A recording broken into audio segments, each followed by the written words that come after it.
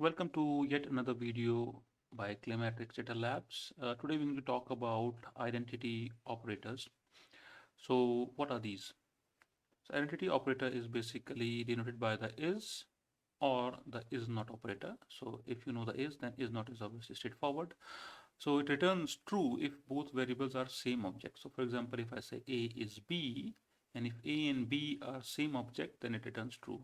Is not, on the other hand, returns true if both variables are not the same object. So basically, if A is not B, it will return true. So that's how this operator works.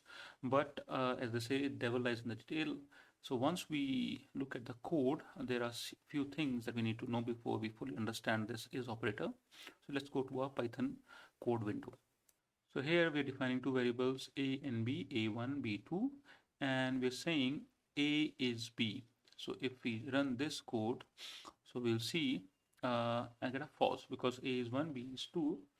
And if I say a equal to b, now I'm saying make a equal to b, which means if I run this code, so my now a becomes 2 and b is also 2. And now if I say a is b, so I get true, right? But it is not as straightforward as it looks. So let's look at the explanation underlying it. So for that, we need to understand how assignment works in Python. If you've already not seen this video, please have a look. Sorry, if you have already not seen the video on this, please have a look here.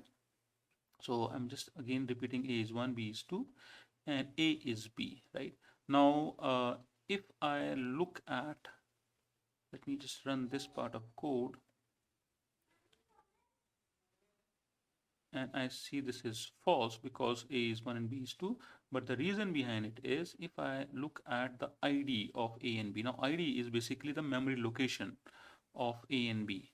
So if I check these, I see the memory location are this and this, and as I can clearly see, these two are different memory locations because these values of a and b are stored in two different memory locations.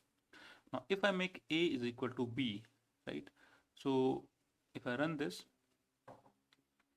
now what happens is if I check this, it says a is b is true. Now why is this true? The answer lies here.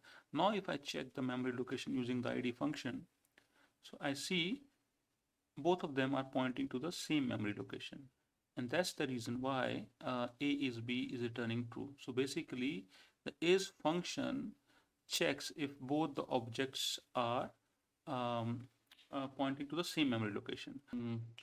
That's all about your identity operator. If you like our video, please subscribe, comment, and like our video, and we'll come up with more videos. Thank you so much.